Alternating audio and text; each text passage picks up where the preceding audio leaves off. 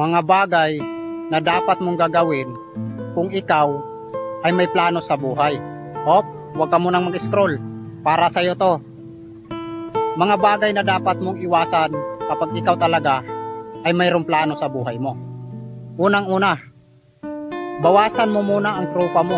Iwasan mo muna ang tropa mo para malayo ka sa pang-aakit nila. Pangalawa, silent. Huwag mo munang sabihin sa pamilya mo o sa mga kamag-anak mo na ganito ang gagawin mo para walang hahadlang sa'yo. Totoo yan.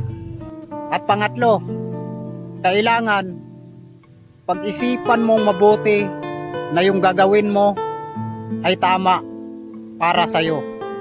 No? Yan ang mga mahahalagang bagay na dapat mong pag-aralan kapag ikaw ay gustong mababago yung buhay mo. Iwasan mo muna ang pakikipagkaibigan. Unahin mo muna ang sarili mo. No? Tsaka ka magbuo ng plano ng mismong ikaw lang na hindi alam ng pamilya mo. Alam nyo ba kung bakit to sinabi yung ganon?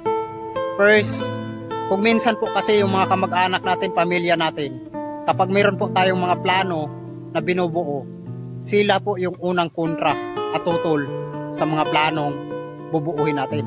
Dahil first, hindi po higit sa kaalaman ng lahat, mayroon po tayong mga pamilya o kamag-anak na hindi po naniniwala sa atin at mas dinadown pa tayo sa halip na tutulungan tayo. No?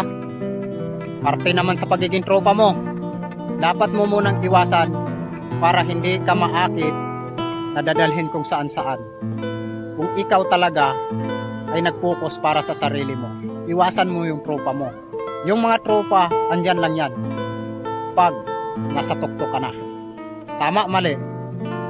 At yung pagiging tahimik, yun yung magdadala sa'yo na makapag-isip ka ng magandang plano, walang makakaistorbo sa plano mo, saka mo na lang sabihin sa kanila kapag ang plano mo ay natupad na. Diba? So, yung mga tips kong ito, mga idol, kapag nagawa nyo yan,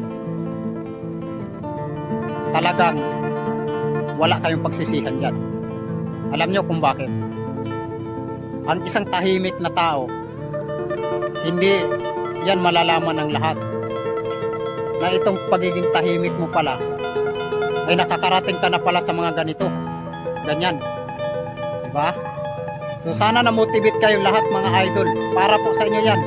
Iwasan ang tropa, iwasan muna ang pamilya kapag may plano kayo. Silent, tahimik, mag-focus. So hanggang dito lang po. Shoutout po sa inyo lahat.